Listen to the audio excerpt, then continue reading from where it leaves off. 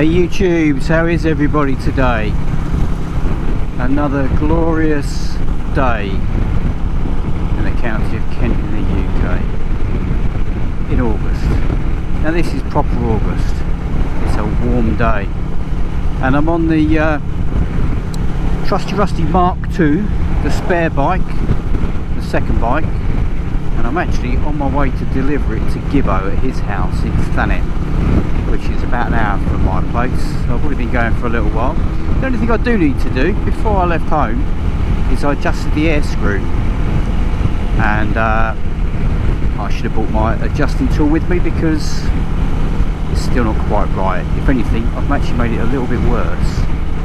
So when I get to Gibbo's, I'm asking to borrow a screwdriver because low speed around town is it's really hunting. It's awful. If it was a twin cylinder bike, it would be like it's cutting onto a single cylinder. It's that bad. And then pick it up and cut it, pick it up. You get the idea. In fact, it's doing it just about now. So it's the low speed running circuit, and it's the air screw setting. I think the pilot could be a little bit blocked. I don't think so. I think it's just air screw settings. But anyway, I'll sort that out when I get to him. Which would be a bit nicer to be on faster roads, because at this speed you are running on the slower circuit and it is just hunting. It's horrible. And I have ridden it previous and it was bloody lovely. I was just trying to get that slight hesitation dialed out, and I thought I'd done it, but I hadn't. But anyway, enough of me moaning. What I'm going to talk about today is journalists and bike reviews. Now, I used to religiously read, you know, motorcycle news, bike magazine, performance bikes, classic motorcycle mechanics, but classic motorcycle mechanics didn't really have reviews, they did for their older bikes. And you would wait for the new latest, greatest, whatever it was, and you would read the review to see if it was a tenth of a second faster. Why are we slowing down here? Can't see anything up there. See if it was a tenth of a second faster around Donington or whatever. Why are we slowing down? Can't see any gaps for anyone overtaking cyclists or anything. Let's just sit here and sit our pans out, shall we? But yeah, I used to read those religiously to see what the, you know, the new top dog was. And you know, you would sort of be guided by bike magazines and journalists, but I soon realised that everyone rides bikes differently. We all use bikes for different purposes, and what works for one person obviously might not work for another. And the use that I give this bike is probably completely different to the use that someone else will give it. So I'm losing my train of thought here. So the reviews are specific to a person. They're what that person thinks of that bike at that time. And I'm about to sneak down the outside of something. I'm turning left up here, but this junction's a bit crap. Oh, look at that. Thank you very much. Because I'm going left. So if they'd slid over just a little bit, I could have got through there. So yeah, so when you see the new latest greatest is that little bit faster, is it really relevant? If you're on a track day, it probably is. But if you're not on a track day, or say on a track day, if you're on a track day and you're a bloody good rider, because you need to be a good rider to get 10 tenths out of these modern bikes, unless you are, you know, a super bike rider or whatever, you are not going to make the most of that performance. But I saw a review on, I think it was the Harley Davidson Pan American, the funny Harley adventure bike type thing with the big oblong headlight and the fancy suspension that lowers down as you speed up. Now, I know the looks are a bit divisive, but a lot of people slated that bike because they all rode GS's or Multistradas. But I spoke to a guy the other week that had one, and he absolutely loved it. Now, if he bought that bike following a review, he'd never have bought it. And likewise, a lot of people that have bought GS's or Multistradas, would they have bought the Harley if they'd ridden it? I don't know. But it didn't get fantastic reviews.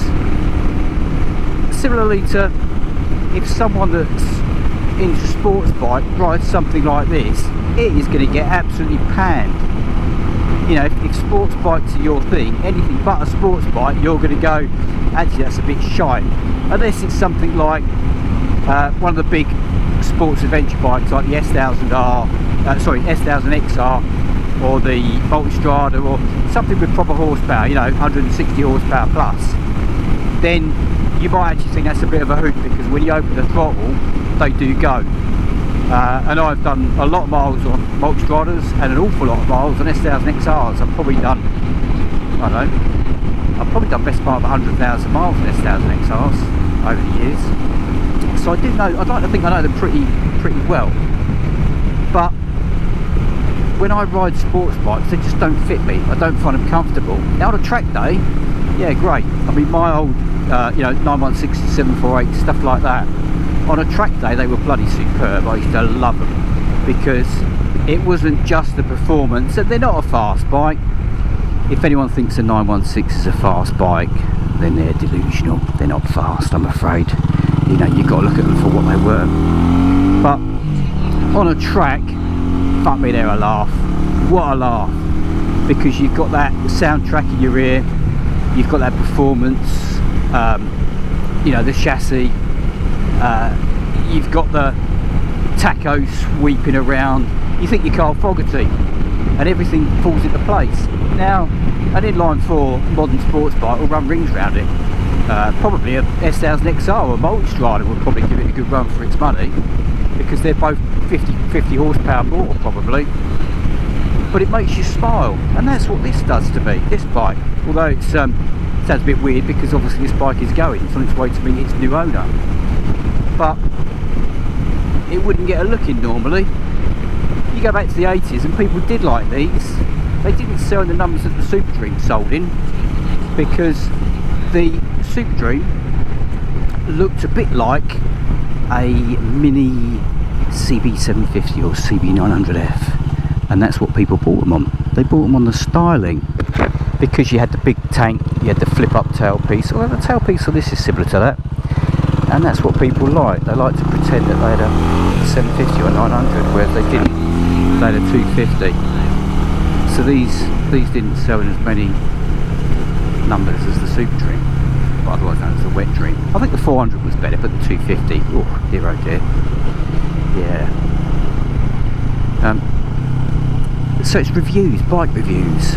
I mean, I think what I'm trying to say here is, if you like a bike and you fancy having one, then go and ride one. And if you like what you ride, buy it. Don't give two shits about what anyone else thinks, because it's your bike.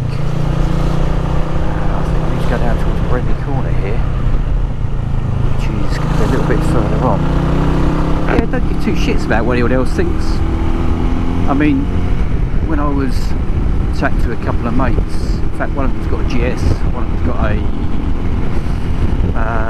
the KTLs, I think it's called new Triumph, Tiger. And I was saying, I was off to Wales, this was a few weeks back now, and they were going, oh, what are you taking? Because obviously I've got a few bikes, quite lucky in that respect. I said, no, I'm taking the 250 RS. And one of them just went, why? Because he couldn't see the appeal in taking it. And that's the same as journalists, I guess. If a journalist can't see the appeal of a bike, although they're supposed to be unbiased, then they're probably going to think the same thing. But if this is what you love, and I do, then you're going to give it rave reviews. I might go on a GS, and as nice a bike as they are, and I've ridden GS's, they're great bikes. But for me, rattling down these little lanes on something like this is much more fun than the GS. Now admittedly, when you get on the open road, the GS is a far more capable provider. You can chuck loads of luggage on the back of it and off you go. You know, you can spank it down through Europe, but you can on a multi, and I have done. And obviously now I've got the Hyperstrada, that'll be the plan on that at some point. But part of me still thinks, well, why not just load the RS up with luggage and stick to all the little French roads, the little end roads, or the little back roads. Slide right up to Brendley Lane. It's going to be up here, isn't it? Slide right? Yeah, this is sort of a slide right, isn't it? Yeah, this is taking me out to Brendley Corner and Thanet Way, that I'll be on a main road, big dual carriageway, which is where you probably want a, you know, GS or something like that. But not today.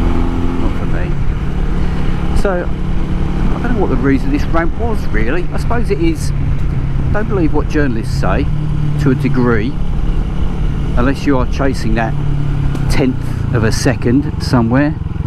And, I'm going to get slowed now.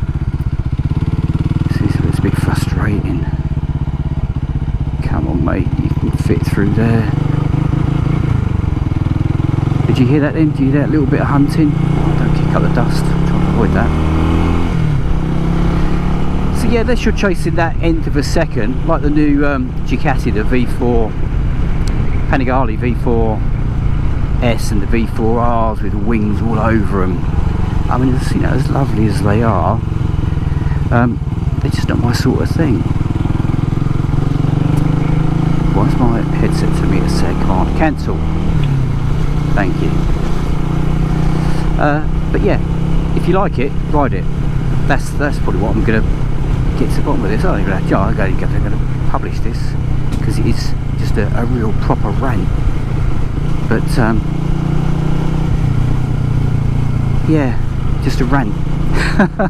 Sorry everybody if you've got this far of me going off about journalists willy waving, and then you get the owners that willy wave as well, because they've got the new latest greatest. You know, can they use it? Nah, not many of them can.